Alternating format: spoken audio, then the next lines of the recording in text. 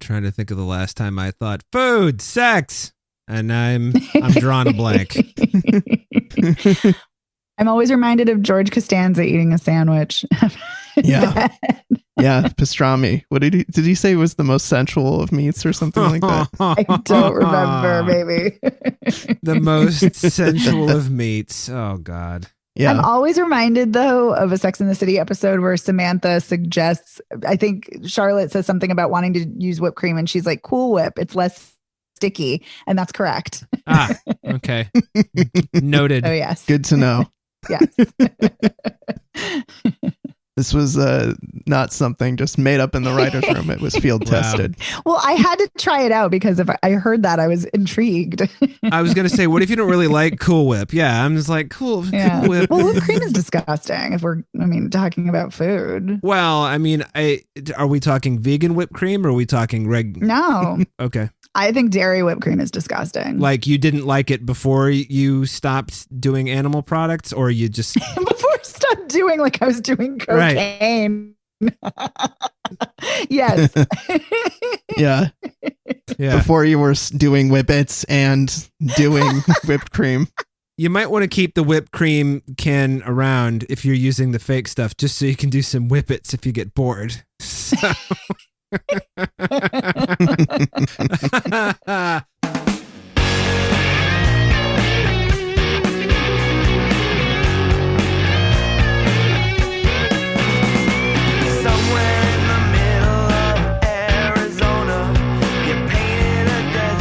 Welcome to Spoiler Piece Theater, the podcast that doesn't give a shit about spoilers.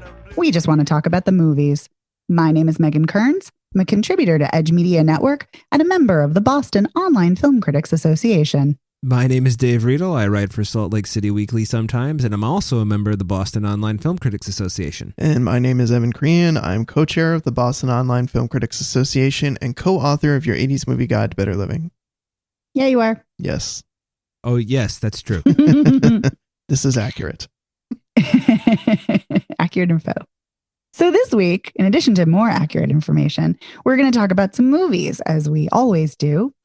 And this week, we are going to be discussing The Little Things, Supernova, and The Queen of Black Magic. Ooh. But before we get into that, we want to tell you that over on our Patreon, we talked about a favorite, well, for some of us, but you'll have to listen to hear whose favorite it is and whose it's not. But we talked about the 1981 film Raiders of the Lost Ark.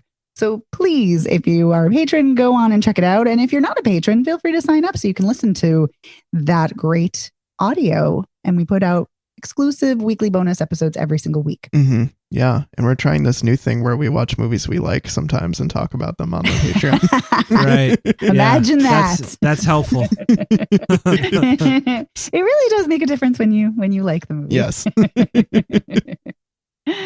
But so to get started on this week, we are going to be kicking it off talking about the Indonesian horror film, The Queen of Black Magic. Ooh, I don't know why I feel like I need to say that after the title. It just feels appropriate. I am not sure. Yeah, I don't know where I'm coming from on that. So this film is written by Joko Anwar, who directed Impetigore, which we have covered on the show earlier. We covered it last year. Mm-hmm. And it's directed by Kimo Stamboel. Basically, it's about three men who used to live in an orphanage, and they go back to the orphanage with their wives and children to reminisce, to say hello to the man who raised them. And shady shit goes down, to say the least. Yeah, a lot of crazy magic and death and all kinds of bad stuff happens there. Lots of gross, creepy crawlies, if you're catching my drift. And yeah, so a lot of creepy crawlies, some hands going into flesh and ripping out bugs, some bugs going into mouths, eyes popping out vomiting of heads, bugs, vomiting blood and bugs, vomiting into someone's mouth. Right, body mutilation. What the fuck? Whoa, my God. Yeah. Am I glad I didn't watch it? Because I can't really do the Yeah, insects. you wouldn't like stuff. the kids being hurt Oh, too. That would get to you, Dave. Oh yeah, that's right. The kids. Yeah, that's right. I forgot about that God. kid. Yeah. You know, I didn't watch this because I just didn't. You know, guys, how much I love a horror movie, and I'll pretty much watch any horror movie. But I was just like, I was reading this, and I'm just like, not this week, man. so I You're chose like, the any right other week. not this. Yeah, I chose the right week to skip. You know, pick the wrong time to stop sniffing glue, but I picked the right time to not watch Queen of Black Magic. Yeah. Yeah. There's a lot happening in this as far as gore. Mhm. As far as plot, there's a lot of things that happen in this movie. There's a lot. You think so? Okay. I didn't actually think there was a lot that happened plot wise, but okay. Sure. I just feel like there's a lot of unraveling of the history of what happened at the orphanage and like why they're dealing with this haunting and this like witch that's terrorizing them in the first place. And you get some like misdirections on like what that's all about. That you do. And I feel like it's kind of a similar issue I have with this as I had with Impetigore. I feel like Impetigore for me when I watched it was maybe about 3/4 of a good movie. Like the last act for me just like was just incoherent. What the hell was even happening? Like I just didn't understand what was going on. Like it just became overly complicated. And this one, for me, I feel like I was enjoying it to the last act, but instead of being like overcooked, this was undercooked, where I was like, I felt like there was very little to latch onto in terms of like the motivations of the witch that was like, you know, it was like terrorizing everybody. And like, I understand on a core level what she was trying with, like, yes, this is revenge. But like, other than that, like she's hurting innocent people who are not connected to the things. Like they're people who have not actually hurt her in any way. And I feel like she has a line, but I don't think that line is enough to justify torturing people who have literally nothing to do other than just being a child or a spouse of someone who did you wrong. Oh, you mean the line that they're better off dead and I'll see you all in hell and I'll make sure you're all in hell. Woof. Yeah, there's that. Mm-hmm. I don't want to say a hard time with this film, but I did. I had a hard time being really interested or invested in what was happening. I think the gore is interesting. There's a lot of it. Oh yeah. Also the scene there, I had to turn away at the scene where I think her name is Liv. She's slicing away at her belly and her neck because she thinks she's a chubby person when she's not. And so there's clearly some kind of either, I don't know if it's magic or anorexia, kind of not sure, but or a mixture of the two. But either way, it was really disturbing, just kind of thinking of the implications of her body dysmorphia. So that was that's a disturbing interesting, scene. but also horrifying. Yeah, it's disturbing. Yeah, it really is. She's like, it is. Dave, she's standing in front of a mirror and she's like cutting parts of her body off. And in the mirror, it's like everything looks great. It's like what she's doing is like working, but you know that she's not seeing what's actually happening. And then she turns and like her husband sees her, what she actually looks like. And you're like, oh my God. Yeah, she's like bleeding and like flesh is hanging on. Yeah, it's a lot. It's a lot. Yeah, and there are a lot of things, I guess, happen. It's funny. I didn't think of there being a lot of plot only because I felt the plot was pretty focused, but there are a lot of fragments happening, like kids hanging out with other kids, and two of the guys go off because in the very beginning of the film, their car hits a deer, but then it's like, uh-oh, it's not a deer. There was a deer and a girl who is hit with a car, and then they find the bus, and a bus filled with dead kids, and it's like, what the hell is happening? So there are like a lot of things happening. I just felt like it was kind of not a lot thematically, like it's all kind of focused. Right. But then it gets more disturbing in another way, where you find out that the guy who runs the orphanage was a child molester and was molesting girls. And I'm like, oh my God, like what the fuck are we watching? Yeah, that's where it gets like, so the story, Dave, that the boys were told growing up is like there was a woman who worked there and they were told that this woman killed, this girl who lived at the orphanage. And so like she lost her mind and went crazy. And so she killed herself, and they like buried her in her room and locked the door and like never opened it. So like that's what they think happened, but they didn't realize that basically the guy who ran it was molesting the girls, and this woman was trying to protect them. And so he like sold her out and made them think that she was the villain.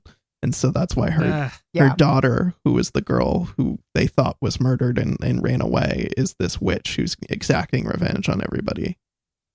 This just sounds like a recipe for me not wanting to see it ever.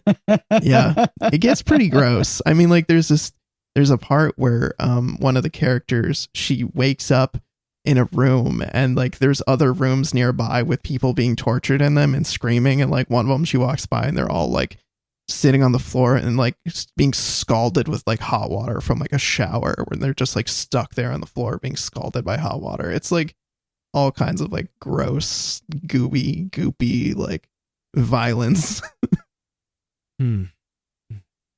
Yeah, I don't want to say this is torture porn, because it's not, but it does. It felt kind of borderline, even excessive. But yeah, there's something about it that just felt it. I don't know. Yeah, it. A lot of times when I'm watching a horror film, the violence or the gore feels like it makes sense. It feels like it's kind of following the thread or the themes of what's happening. This just felt like it was just like, we're just going to be gory and throw all the gore. And, that's fine. Some people dig that. That's great. That's kind of not my jam. So the film was like, I found myself kind of zoning out a lot. Yeah. Toward the end, especially when it does, I think, borderline become torture porn at the end, where it's just like everyone's being tortured and like having horrific stuff happen. And then they're like, why are you doing this? And she's like, well, I can't, I don't know that there's actually a hell. So I'm going to like make your lives hell, before I kill you. Because if there is a hell, I'm going to guarantee you go there. Yeah. And then they're like, but wait, like we're the family. Like we didn't, like I'm a wife and these are my kids. Like they didn't do anything. And she's like, like, nope, you're still guilty by association. And you're like, what? That doesn't make any sense. Yeah. She said it's just because the wife says, I didn't know. And she's like, that's just as bad. Yeah. And I'm like, wait, what? Yeah.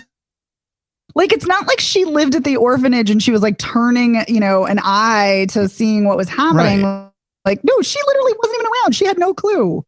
It's not her fault. Her husband, didn't tell her his whole life story from his childhood and was duped by the guy, burying some woman in a room and pouring concrete over her. And he was duped. Yeah. So the kind of internal logic didn't really work for me. The villainous of the witch didn't really work for me. Yeah, there's some good gross out moments though. I did laugh out loud very hard when that one woman, Eva, pukes into the other woman's mouth with her blood. And I'm like, good. Like that kind of surprised me. And I was, yeah. Or the whole thing when the other guy's like, I'm going to go check out this bus that the first guys told me about. Oh my God, that fucking scene. He walks in and Dave, like all the dead kids on the bus are facing away from him. And then he like turns his head and then turns back and all of them are facing him. Oh my God. That's a good scene, actually. It's fucking scary as hell. Yeah, that was a tense scene. But I have to say, and it's hard not to compare since it's the same screenwriter, but Joko Anwar's Impetigore, the first 10 minutes of that film are so tense. Yeah. And I actually think the first 10 minutes of that film make that film. Yes. It's so genius. And so I kept waiting, again, not that it's the same director, but because it's the same screenwriter, I kept waiting for a moment or a scene like that. And I never really got that. So I was kind of like, So overall, I thought this was fine. But I didn't think it didn't wow me. It wasn't amazing, but it's fine. Yeah. I mean, I found myself digging it for a good portion. And then toward the end, it lost me. I mean, I liked the scene where the kid was watching the VHS tape of like the home movies, and then like the current version of her appeared on the screen and was like coming at him. I dug that part. Also, weren't her feet like under the TV and also her head above the TV too? Yes. Yeah. That was cool. I dug that. Also, we spent an inordinate amount of time in one scene where one of the characters, he had a tattoo that was a Hebrew tattoo, which was really weird. So we spent like an inordinate amount of time like on that, being like, what is that tattoo that guy has? What does that mean? Like it could possibly mean a couple different things, but one of the potential interpretations was it said example in Hebrew, which I think would be an interesting thing if that was like relevant to the movie. But I think that guy that's just his tattoo. It's not like a tattoo the character had. I don't know. Everything you guys say about this gives me the willies. Yeah, I think you might might have been better off not watching this. I don't think it's your frame of mind right now. Yeah, for sure. So Evan, do you have any other thoughts on the film? No, I feel like we covered like the craziness of some of it, like the body horror. Yeah, I think we've hit all the stuff that I wanted to talk about. Yeah, about the body horror, for me, I really wish it had been a little more integrated into how she was terrorizing them. Yeah. Whereas for me, it just felt kind of random. And I think that's kind of my issue with that. And, you know, like I said, that can work for some people. It just doesn't always work for me.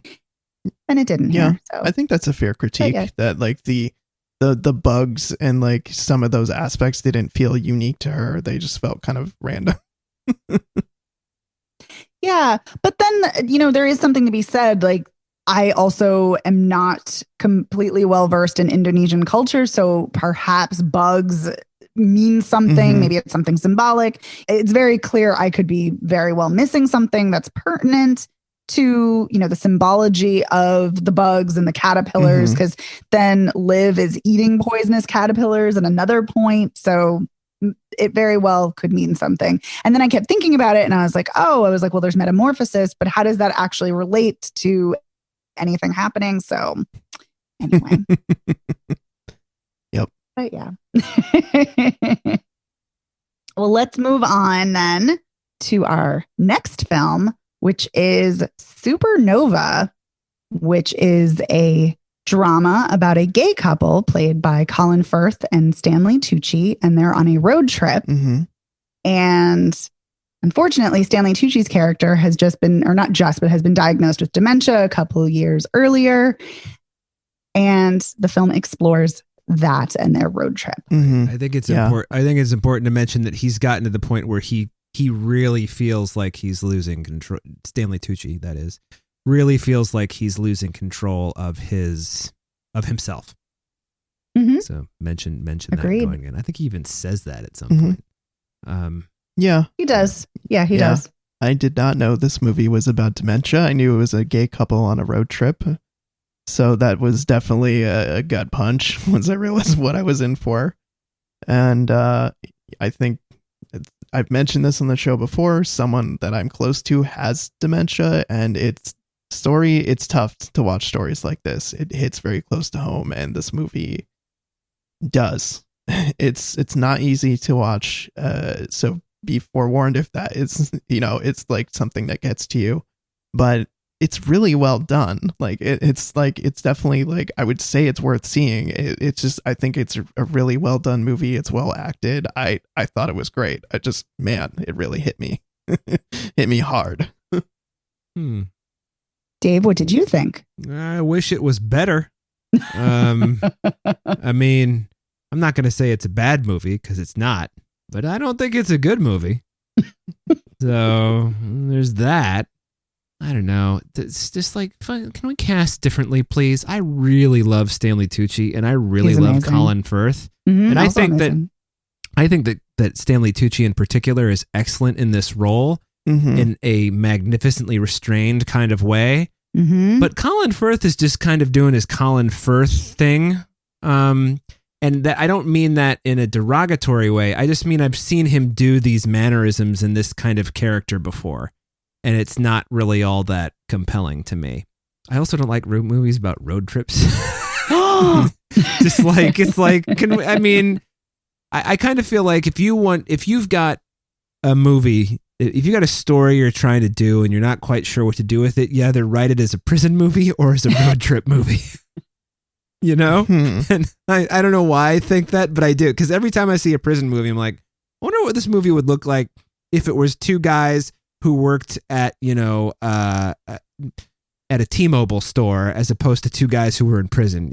I mean, it'd be different. What would this movie look like if, these guys just stayed home and everyone came to them? I don't know. It's just because you get into the road trip and then you've got, oh, there's a reason he's not driving. Oh, he gets lost because, he went out to maybe walk the dog, but he didn't take his cell phone with him. It's, I don't know that it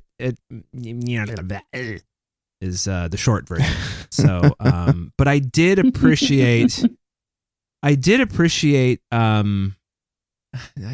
want to use the word dignity, but the dignity that Stanley Tucci had, there were no big, in movies like this, I feel like you get the big blow up, like, why is this happening to me kind of moments. And he's just like, no, this is happening to me. And this is what I am going to do. I was going to say, I think he's past that point. I think he might have had those feelings at some point, but I think he's moved on into the acceptance phase, which it doesn't make it any easier necessarily on him, but I think he's past the point of having those kind of like crazy breakdowns. Right. Yeah, I agree. And I think there's a really particularly strong moment when he's going to give the speech at the dinner party, and he literally can't read the words on the paper, or he can't read them clearly enough to do it.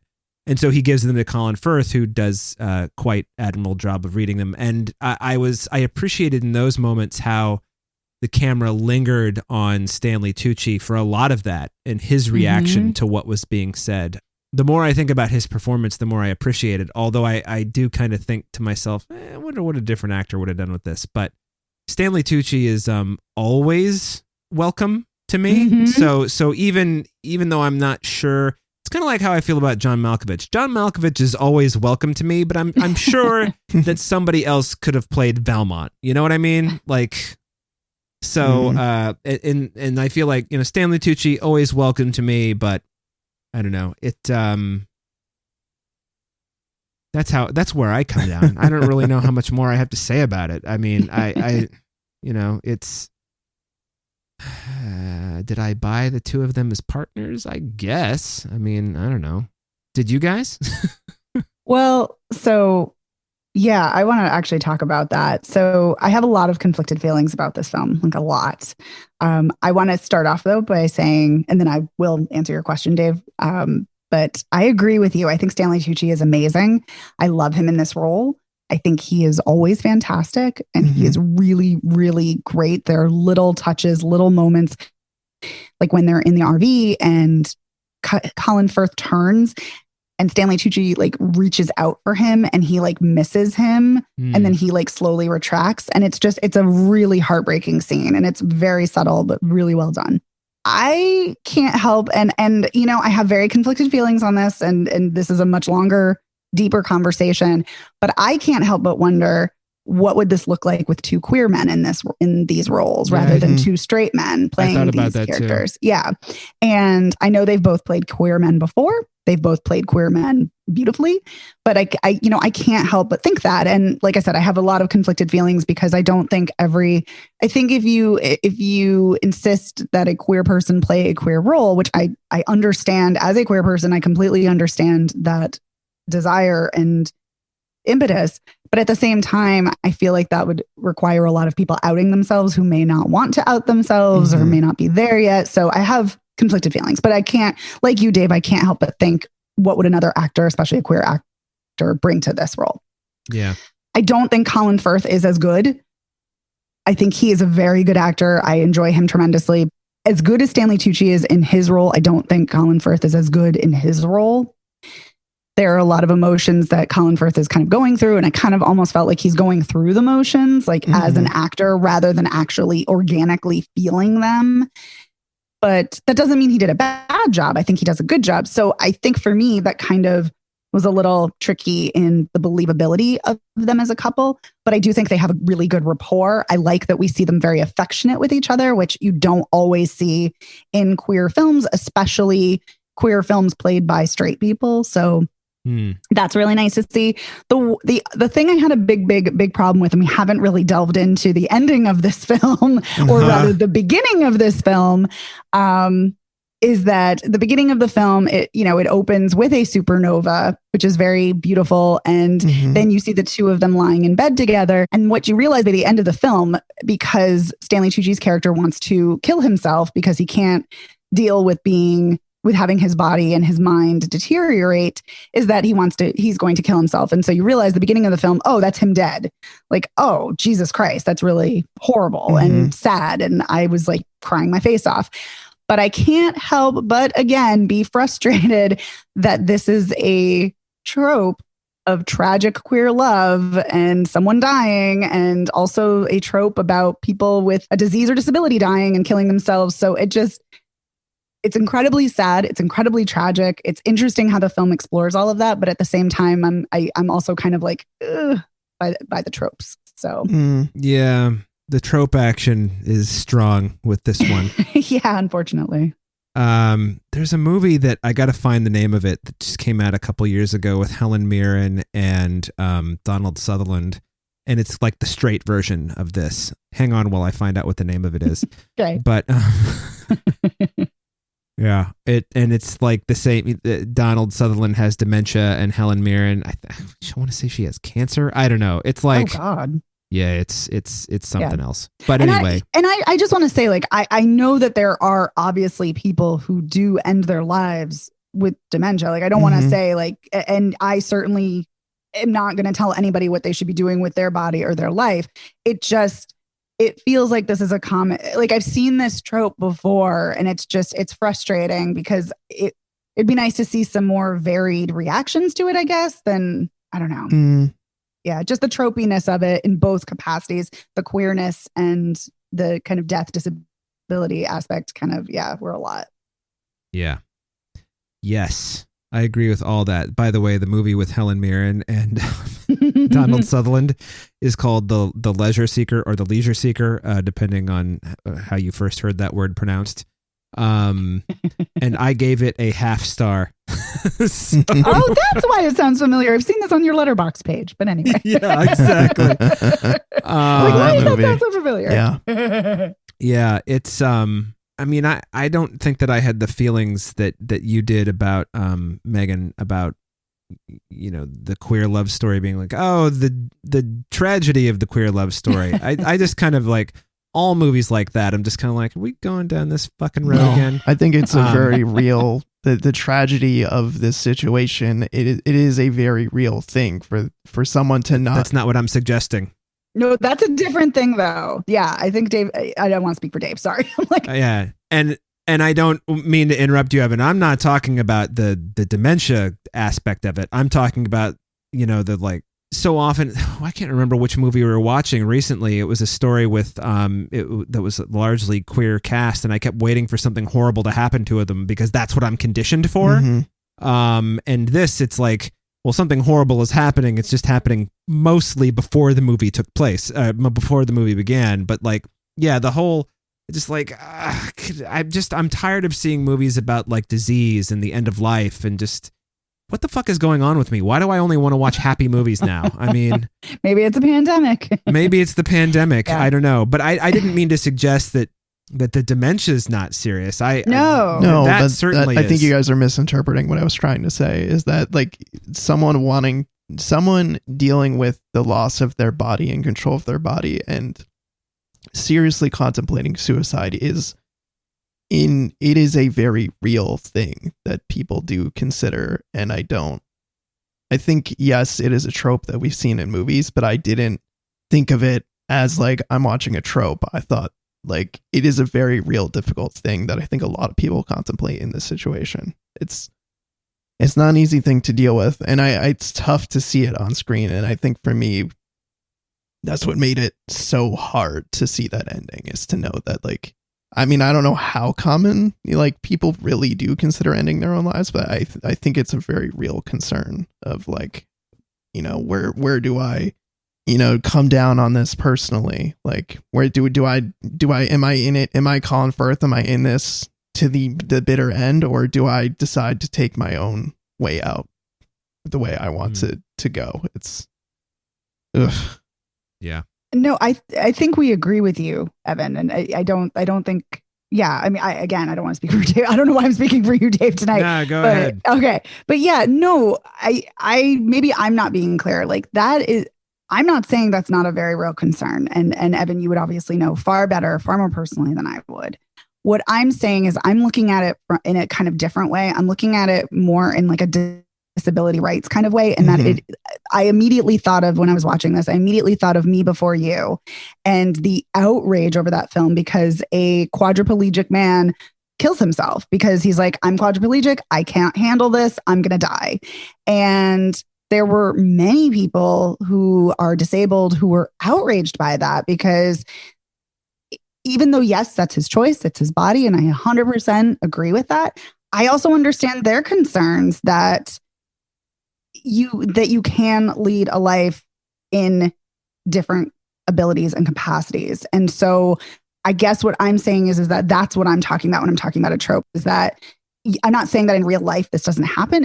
I'm sure it does. I'm just saying on screen in a filmic capacity, it is something that it's anytime someone has a disease or a disability, it's automatically seen as a death knell rather than a way to lead your life in a different ability way. Yeah. Fair. And I guess I just wish the film, if it was still going to end the same way, which is fine, I wish it had kind of maybe explored that a bit more. Yeah, I don't know how it would have done that, but that's a fair point. Yeah. And maybe there's not a good way to do it. I don't know, but yeah. Yeah, I mean, this is one of those strange things. It's like, it's not, this is what I mean. It's not bad. A lot of it is good. I think part of the reason that Colin Firth doesn't come off as well, the more I think about it, is his character is just kind of boring. You know, yeah. It's like he's very just kind of like flat and like yeah.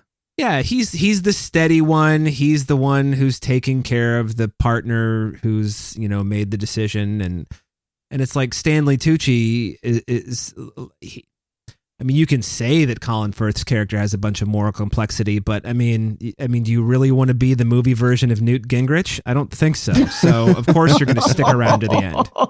Right.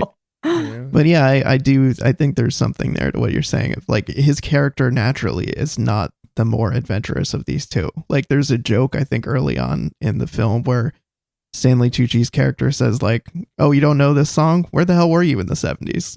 Like, it's like clearly Colin Firth's character is like the square of the two of them. Like, he's like the dork, and Stanley Tucci's character, Tusker, is like he's the one who's had like partied harder or had like more kind of adventurous experiences. Yeah, he's the one who's like gallivanting around the party and kind of socializing. So you're absolutely right, Evan, that it's very clear he's the more adventurous, gregarious one, which makes it really heartbreaking when the family member, the woman, says to him, "You're still you, Tusker," and he's like, no, I'm not. And it's gutting. It's so sad. Yeah, that scene and that line in particular, I think he said like, "I'm a shell of a person," or say he says something like, I just look like him. Yeah. That's awful. That line gutted me. I think I agree with you about Stanley Tucci's performance being the stronger of these two. I think I liked this movie for their rapport, like especially when they were bickering. I feel like they really nailed the like old married couple, the way they like pick at each other, but it's like good natured ribbing. It's like, they're just kind of going back and forth and like picking on each other in like a way that they're just laughing it off, and it's not anything major.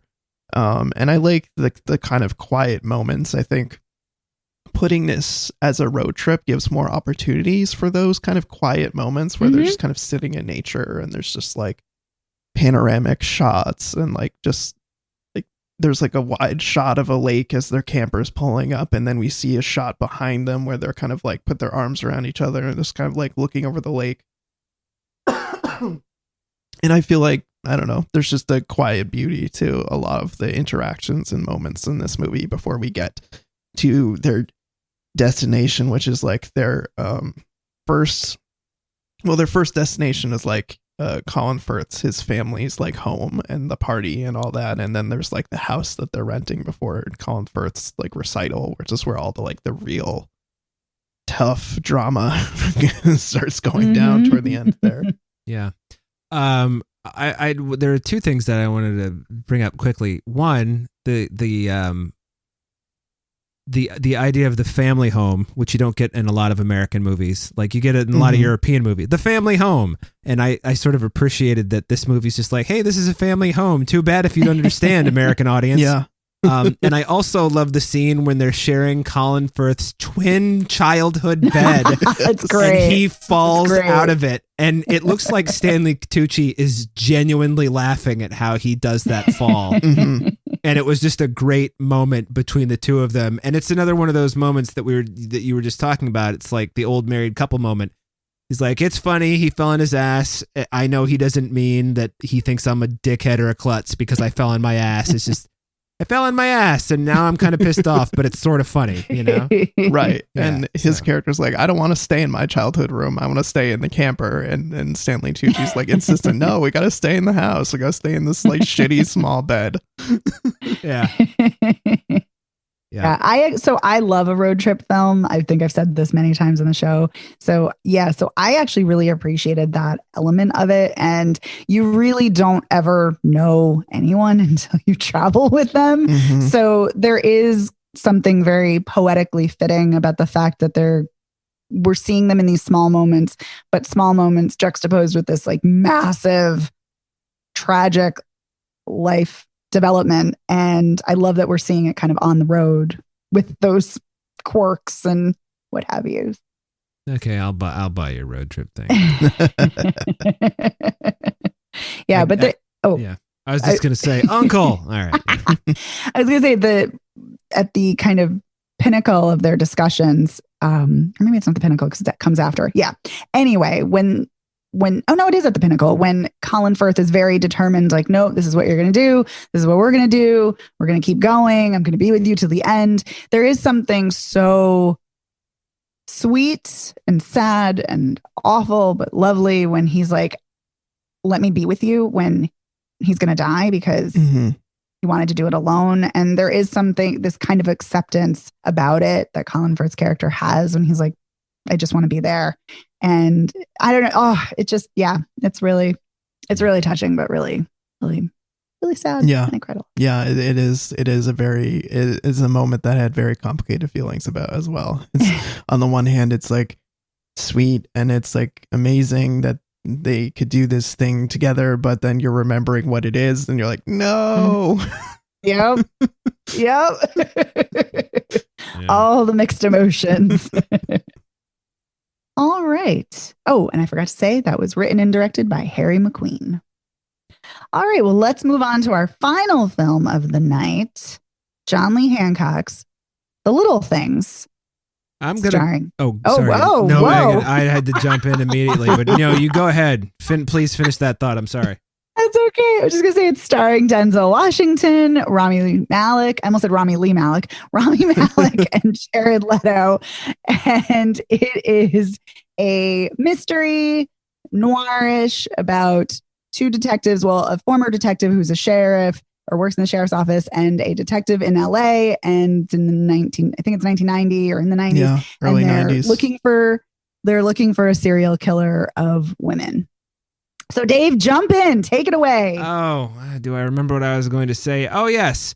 Why is this movie called The Little Things when it's a serial killer movie? Why? I know it's because Denzel's like, you got to pay attention to the little things, but oh my God. And he says it like 5 times. Yes. I know. Okay. This movie has 3 Academy Award winners in it. 3. All in lead roles. Okay. So why is this movie dog shit? Whoa. Yeah. This movie's garbage. This will probably be one of the worst movies I'll see all year. This is stunningly inept. I mean, like, I don't expect you to catch the serial killer. In fact, I kind of like the fact that they don't. But just the rampant predictability of this movie is really disappointing. And also, Rami Malek, why are you talking so slow? I mean, good Lord. Doesn't he always talk slow? Yeah. Everything I've heard him in, I feel like he talks slow. I think that's just him. Yeah. Well, he's got that one scene though where they're sitting at the bar and they're talking about the case, and he's actually talking really quickly, and you're like, oh, this is hey, we're getting some liveliness in here. Oh, nope, we're going back to like drinking a cup of molasses before we roll camera. Mm-hmm.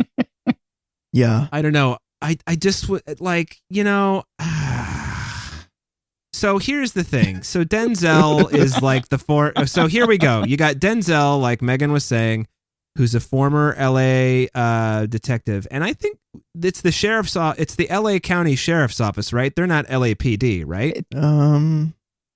Kern County, I think is where they said. It's Kern County. Sorry, it's Kern County that Denzel's in. What are you talking about? I am talking. Denzel is in Kern County. What I'm saying is Rami Malek. They're LA County sheriffs. They're detectives, but they're in the LA County Sheriff's Office, right? They're not part of the Los Angeles Police. They're not city cops. Yeah, they're county cops. I think you're That's right. what I'm saying. Yeah, I think so. Okay, thank you. So anyway, I don't know why that's important, but the other thing is, so you just kind of know that like, oh, Denzel burned out because this case drove him crazy. Well, you know what? Denzel Washington doesn't burn out because cases drive him crazy. He just doesn't. He's a movie star. That's not what happens. So you already know something's off from that. You've got the whole, what do you call it? Like the Jesus freak movement, for lack of a better term, that was a real trope in like late 80s cop movies, which is like really strange to see now. Even though it was very jarring. It was like, oh my God, they're all like, they love Jesus. And then I'm like, oh, wait a minute. There's a whole bunch of movies in the late 80s that were like the cops who were like the edgy cops, got to watch out for the cops who are born agains. So, and the other thing is like, even though it took me a few moments to realize this was a period piece, because it's like, wow, all these cars look like they're made in the like mid to late 80s, and then I'm like, oh, because it's a period piece, dumbass. But they're all shiny. They're all very shiny. Yeah. They're the shiniest cars, and you're like, okay, you're trying way too hard to make it the 90s right now. Why is every car so? I can like see my reflection in every car. Clearly, not every car looks this good. Yeah. And so there's just all these things that like tip you off to what it's about. And I mean, which is, it's about becoming so obsessed with something that it drives you crazy. But I just like, Jared Leto's character just pissed me off. It's just like, look, if he's not the killer, and we don't actually know whether he is, but we do know that he's going to end up dead, and he does. I didn't realize though it was Rami Malek that was the one thing. I thought that Denzel, because of his weirdness, his guilt over having accidentally shot that woman to death, because you're watching it, you're like, all right, 2 women on the rock, and then you got this other woman who's haunting him, but why is she haunting him? Why are we not like, why is she at the foot of the bed and the other 2 are standing over there? These are different crimes. Like, and then you're like, well, obviously he's involved in, like, he killed somebody somehow, and then he did, and his fucking what do you call it? The medical examiner who like coroner. Yeah, medical examiner, coroner, exactly. She's like, I can't, like stick up for you again this time. It's like, oh, why? Because he killed it's just like, by the time you figure out what happens, it's like, oh my God. Why did I spend 2 hours and 7 minutes on this? Why? Yeah. This for me became a lot like The White Tiger. Toward the end, I was spending probably more time on my phone than I was watching the screen because I was so bored. It was like I had to drag myself through this movie. Yeah. I just kind of felt like this is one of those movies where the characters do things because they're written that way, not because it's something that a human being would do. Do you know what I mean? It's like Rami Malek, like there's no indication that his character would like fall into some kind of obsession over trying to find this particular serial killer. And all of a sudden he's obsessed over finding this particular serial killer. And then he's got Denzel whispering in his ear. And it's like, look, we're like, wait a minute. Why are you like this fucking guy? Who's Joe Deacon? Fuck that. By the way, why is his last name Deacon? That made me really mad. So they could call him Deke. But also just like the Jesus-y thing. It's just like, he's not part of the Jesus crew. So why is his name Deacon? Come on, be smarter. But I just want to jump in and say, I agree with you about Rami Malek's character, is that he is the last person who would get obsessed over anything. So the fact that he does, it felt too convenient. I know. But please Carry on. Yeah, I feel like Megan's being quiet here. I am. I just kind of felt like his character would like, if he were a real person, he's like, no, this is my job. This is what I do. And I'm very good at it. And I will follow the evidence and blah, blah, blah, blah, blah. And like, you know, just the whole, and the whole opening with the young woman being chased by the psycho who you don't see. And then just, you know, falling in front of the truck and being saved by some random person, and that's fine, but you don't know what happens to her, and you're like, well, she's not dead. Can we just, like, what the fuck happened to her? I know she's not dead, all right? I know she's not. So please just tell me what happened to her, so I don't have to, like, wait for her to show up to ID Jared Leto later. I mean, good Lord. Yeah. Like watching this and I read, I'm like, why is this movie so awful? Because the last movie John Lee Hancock made, and he is a very hit or miss director and screenwriter for me, but I thought The Founder was a genuinely great movie. Great underrated movie. Totally. Very underrated. And I was like, John Lee Hancock finally figured it out. So what's his next move? Let's make a movie that I wrote 30 years ago when I probably wasn't as good a writer, and I'm not really going to change it too much. Because I wrote it in the early 90s, so we'll just set it there, and now it's a period piece, and it's just like, are you kidding me? Mm-hmm. Please be smarter. Yeah. God. Oof. Wait, so before anything else, I am going to jump in its defense about the period piece. Because I always wonder, why is something a period piece? Why are we being set? Why is it set at this time? What is the purpose? I will say, the one small thing that I don't want to say grateful for, but the one thing I can see as to why it was set during the 90s is no cell phones. So sure, he can't. So Rami Malek can't alert Denzel Washington when he's in Jared Leto's apartment, and that was like the one thing that I'm like, oh, okay. The fact that we don't have cell phones, so you can't just alert him. All right, it kind of makes sense, right? So. Yeah. And they like driving out to the vacant lot or whatever it is, and Denzel's tailing them, and he's having to hang back. That's another reason, not to have cell phones. Right. I mean, I was like, before I share my opinions, Evan, would you like to get it all off your chest? Yeah. I mean, I'm going to be really surprised if you're like, I loved it. But I don't know. Yeah, I feel similarly to Dave. I mean, this movie, I actually really liked the opening few minutes. I thought the woman being chased by the killer, kidnapper, whatever, I thought was really tense, and I was like, I think I'm gonna enjoy this movie, and this movie so quickly squandered all of its goodwill. Just so quickly, like, it's just so heavy-handed about like all of the stuff that it teases. No one in the main I love Denzel Washington, and he can really prop up bad movies, but like he can't even prop this up in my opinion. Like he's not even doing well. Like his performances, he just seems like he's on autopilot. But I think Rami Malek is terrible in this. He's so bad. He's so grossly miscast in this part. He's a weird guy, and I think he can play weird characters, but him as a straight-laced character just does not make sense, and he doesn't do a good job in that part. It's just, I don't understand why they cast him in that role. Now I have to disagree with you a little bit. Like I thought he was fine. What I thought was, if you're going to cast somebody like Rami Malek, who is the only person in movies who looks like that, it's like you've got to make him the straight-laced guy just to throw people off. Like, because, you're used to him playing Freddie Mercury or Mr. Robot or whatever that fucking show was called. Mr. Robot. Mr. Robot.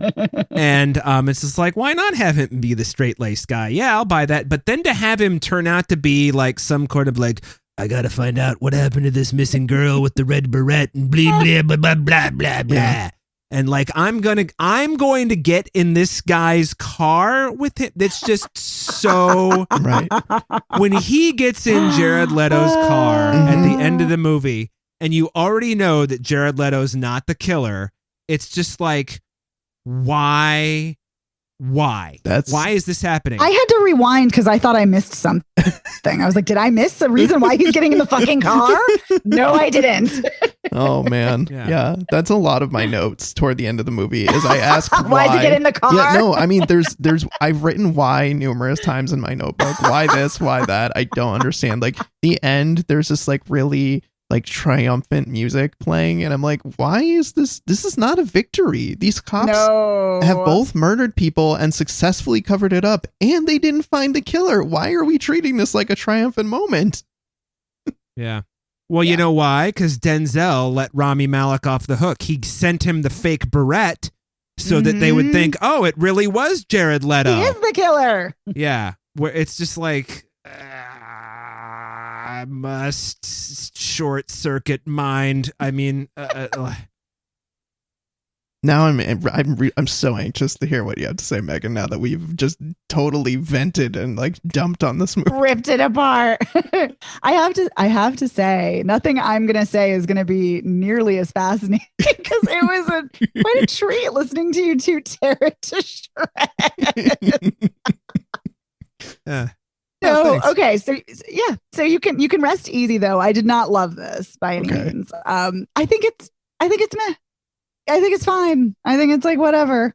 Like, yeah, it's like whatever. I will say I do like some of the noirish elements. I do. Same. Yeah, I like that. I did like the opening. Not the fact that she's saved, but I mean, I'm glad that we didn't see another dead woman's body on screen, but not the fact that she's kind of saved in a like Deus Ex Machina kind of way from the truck driver. But the opening scene is very tense. It's kind of a poor man's duel. Like, yes, it's kind of doing that, and exactly. you know, the kind of cat and mouse, you know, with the headlights in the car. Like, I liked that, and I do really like Denzel Washington, and I like him in this too. I think even when he's in movies that do not work, even movies I don't like, I always enjoy seeing him. So I did like his performance. I completely agree though that Rami Malek, I'm like, what is Rami Malek doing here? Like and I don't mean because he's a straight man. I think I agree with you, Dave, he's a good choice to play against type to be a straight man, but he is just not good in this. Like I was really surprised and taken aback. Like he just is very one note, one dimensional. Jared Leto's fine. Like I'm like, okay, you're weird. Okay, whatever. He's doing his Jared Leto thing. Yeah, he's got this. Yeah, I'm like, you're weird. Whatever. You're into true crime. You're obsessed with true crime. It's fine. It's whatever. I will say it's interesting though because I don't normally watch trailers, and this trailer surprised me. Like it kind of snuck up on me when I was like watching TV, and I was like, what is this? And I'm like, a new Denzel Washington movie, and the scene they show is that interrogation scene. And when I saw it in the trailer, I was like, holy shit, this movie looks amazing. And then when we actually get to the interrogation scene, it was very much a letdown. I was like, wait, I wanted more of the tension and the buildup and the explosive behavior. And I just, it felt like a letdown. So so a lot of what you guys are saying, I agree with. There's a lot of flawed logic going on in this. I do think it's trying to be a very interesting piece on, like you said, Dave, obsession and how obsession unravels you and how it destroys and wrecks your life. It's just, I've seen it done better in many other places. I've also seen Dirty Cops done, as I think we all have, in many other places. And considering that there are two actors from The Wire in this, Michael Hyatt and Frank Bauer, I was like, we've got Frank Zabaka and Brianna Barksdale. I was like, I should just watch The Wire again if we're talking about cop cover-ups and dirty cops. So yeah, it just kind of reminded me of other films and TV shows that I've seen that have done this better.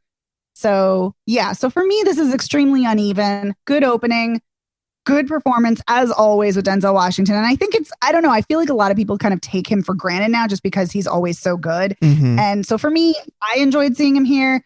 Jared Leto's fine. You know, supporting players are fine, like Frank Bauer and Michael Hyatt. I always love seeing both of them, so it's great. But yeah, the rest of it's kind of like, why? Why are we doing this? Why are we here? Yeah. Also, not a lot of traffic for Los Angeles, even in the 90s, so whatever. Why is everybody getting around so easily in this movie? There should be gridlock. There should be lots more gridlock. Agreed. Yeah. Yeah. And Megan, to your point about the interrogation scene, has the most what the fuck line in the entire movie. You know the one I'm talking about where Denzel Washington I don't think so. looks at Jared Leto and says, "Your dick is as hard as Chinese arithmetic." Oh my God. I don't even think I processed that. It was the most what the fuck line in the entire movie. I think I did Wow. like a spit take because I couldn't believe that was a line and character delivered. I remember him saying your dick is as hard, and then I don't think I caught the rest. Hmm. Wow. I'm glad I did not, because that's fucking horrifying. Yeah. Yeah. It makes no sense. It's completely out of character for Denzel Washington's Yeah. character in the movie. It just doesn't make It's- any sense whatsoever. Like weird and racist and weird. Like what? Yeah. Yes. What is happening?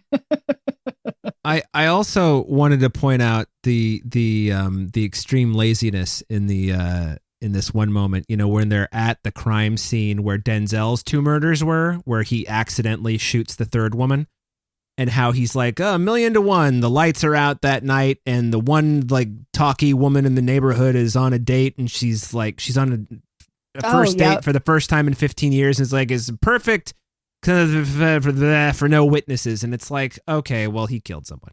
And so it's just like, I think that was the moment where I was just like, this movie gets no more quarter for this fucking thing. Cause it's like, why am I being told all of this? Why? It's not because you're going to find the serial killer. I think we've established that, because once you realize that it isn't Jared Leto, but they keep going after him, you're like, well, this is a movie about 2 people who have gone off the fucking deep end. This Yes. isn't about like catching criminals now. Mm-hmm. Which is fine. I also, I think you said this earlier, Dave, like I don't need to find the killer at the end of a movie. Or Right. a series or anything. Like I'm Yeah. fine with leaving things hanging or unsolved or ambiguous. That's great. Life is like that. So that's fine. Yeah. But make the rest of it make sense or be Yeah. true to the characters. Yeah. And that's the Mhm. thing. I mean, yeah, I keep coming back to Rami Malek's character. Like it so just felt like a turn. Like his turn to obsession was just like that, like just kind of out of nowhere, just because like I think you said this, Dave, like just because the script said so. Yeah, that's And what I said. Yeah, Yep. it's frustrating. So I think there are elements here of a potentially good film, but it Mhm. just, it's just, for me, it was just too mediocre. It wasn't horrible. I didn't think it was horrendous and egregious like you guys, but I do Yeah. definitely think there were a lot of things that could have been 1,000,000 times better. It's just, it's mediocre at Mhm. best, unfortunately. I think Yeah. for me, the elements that did work were like the vibe that it created. Like Megan, you mentioned earlier, Yeah. it creates a very noirish vibe, which I think I enjoyed, and I liked the score. I thought the score was pretty good in most Yep. places, with the exception of the end where I was like, what the fuck are they playing right now? This music does Yeah, not that was match the end weird. of the movie. And I think some of the cinematography, like the way that they shoot cars in this movie with these like really tight shots, like the scenes where they're, you know, following the killer, or not the killer, when they're following Jared Leto toward the end, and when they're in traffic and the chase in the beginning, I feel like they shoot cars and chases in a compelling way. But that's Mhm. about it. Yeah, I Yeah. agree with those elements. Yeah. Yeah. So Yeah. I mean, I'm going to ask this, but there's like 1,000,000 unanswered questions and things that are hanging and don't make sense. But that was another thing too, is that when Denzel Washington comes back, and like when he in the beginning of the film, when he's at the LA County office and he goes to see his old captain, and he's like, hey, like they're all buddy buddy, and the guy clearly wants nothing to fucking do with him. I couldn't figure out, when we finally flash back and see what happened and how his partner was there. His partner was there when he shot the woman. His partner was there when, you know, the coroner is taking it out and it's a bullet, and she's like, I'll say it's stab wounds, and which is weird, but okay. Why is the partner going along with this? And if he was going along with it, why was he so fucking bullshit pissed that Denzel Washington's back? Like, it just, I don't know. It just seemed strange and inconsistent. I don't know. Mhm. Agreed. exactly. Let's get Yeah. Sabatka something better to do, please. Oh Come on. God, I love Sabaka. I know. And I love Brianna Barksdale.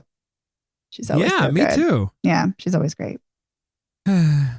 What a waste. unfortunately. Mm-hmm. Yeah, should have paid more attention to the little things, John Lee Hancock. I mean, it's a good thing that HBO Max is dumping all of their movies or whatever, because this is just like, let this one get lost, write it off, move on. You know, I mean, I was gonna say you could say that January is a tip off, but I've already seen some great movies in January, so Yep. and January is not always a wash. So, all right, well, let's recap and tell you where you can see these films if you would like to. So, Queen of Black Magic, or The Queen of Black Magic. Evan, would you say see this, or would you say pass? What do you think? I feel like it really squandered it squandered things for me in the last act, so I'd probably say no, don't see it. Yeah, I feel kind of the same. I'm like, I don't even care. Like, that sounds terrible, but I'm like, if you really want to see a lot of gore, if you want to see international horror, then by all means. But yeah, I don't think you need to see this. So, No. Yeah, I think you can skip it. Yeah. There are better movies out there. Supernova. What do you guys think?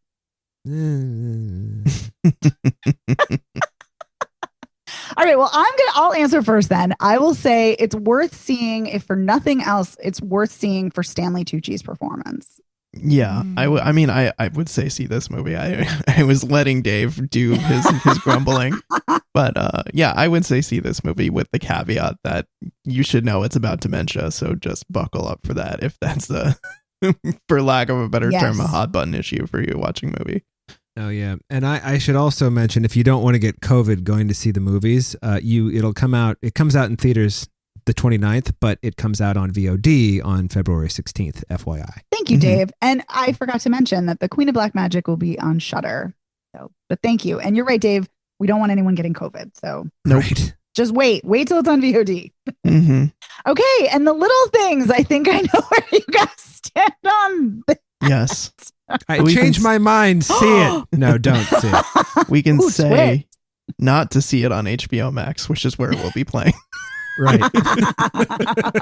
Yeah. I mean, again, I'm very tepid this week about kind of everything, and I think this is fine. But there are better films about this topic, and there are better Denzel Washington films, but it's fine. That's whatever. Well, we want to give a huge thank you to our amazing editor, Otto Clamor. Otto, thank you so much for making us sound great week after week. Couldn't do it without. Thank you. Thanks. You can find Spoiler Piece Theater anywhere you get podcasts. We are literally everywhere. So go to your favorite platform, go to your favorite spot. We're there. Mm-hmm. You can also find us on our website at spoilerpiece.com. You can find us on social media. We're Spoiler Piece Theater on Facebook. We're at Spoiler Piece on Twitter, Instagram, Letterboxd, and now TikTok. So be sure to follow us on all the social media platforms. Mm-hmm. Mm-hmm. You can reach out to us on social media, or you can also reach out to us by email. We're at spoilerpiece@gmail.com, or you can call us at 862-21-PEACE. Feel free to leave us a voicemail message.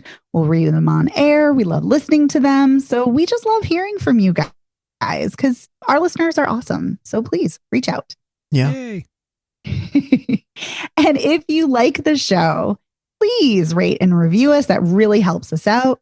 You can do that by going to ratethispodcast.com/spoilerpiece. You can also go to Apple Podcasts and rate us there. That in particular helps us out. Indeed. Yeah.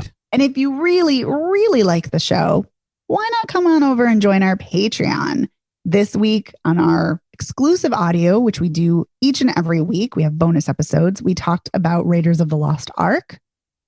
And for $1 a month, you get a shout out thank you on the show. For $5 a month, you get to listen to exclusive episodes that we put out each and every week, like the Raiders episode.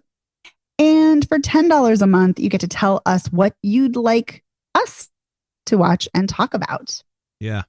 Please make them good movies. Yes, please. Have mercy on your poor critic friends. But we are really appreciative of all our patrons. And so we want to take a moment to thank them. Yeah, we want to say a huge thank you to Bill Scahan, to Sean Pensionar, Christopher Jensen, Bob Chipman, Charlie Nash, Davida Margolin, Zach Pigeon, Chris Wilkinson, Max Coville, Shona Glasgow, Rory Glenn, Shelley M. McCaskill, Mike, Lord of the Sith, Deirdre Crimmins, and of course, Shauna Harris. Thanks, patrons. Thank you, patrons. And we want to thank you, listeners, too. We love all our listeners. We do. Mm-hmm. Except you, Jim. I don't like you. No, I don't know. I just made that name up. I don't know. So if there's a Jim listening, don't take it personally. Yeah. And say hi, Jim, whoever you are. Yeah. Literally, I just was thinking about Jim Parsons for a minute, so that's the name that popped into my head was Jim. So I'll have to ask you later why you were thinking about Jim Parsons, but okay. I will tell you off mic. Yes. Sounds good. My name is Megan Kearns. I'm a contributor to Edge Media Network. I'm a member of the Boston Online Film Critics Association. You can follow me on Twitter at OpinionSWorld or on Instagram and Letterboxd at TheOpinionS. My name is Dave Riedel. I write sometimes for Salt Lake City Weekly. I'm a member of the Boston Online Film Critics Association. And you can follow me on the Instagrams, tweets, and Letterboxds as Dave Sees Movies. And my name is Evan Crean. I'm co-chair of the Boston Online Film Critics Association and co-author of your 80s movie guide to better living. You can follow me on Twitter and on Letterboxd as Real Recon. And we'll see you next time. Thanks so much. Thank you. Bye. Bye.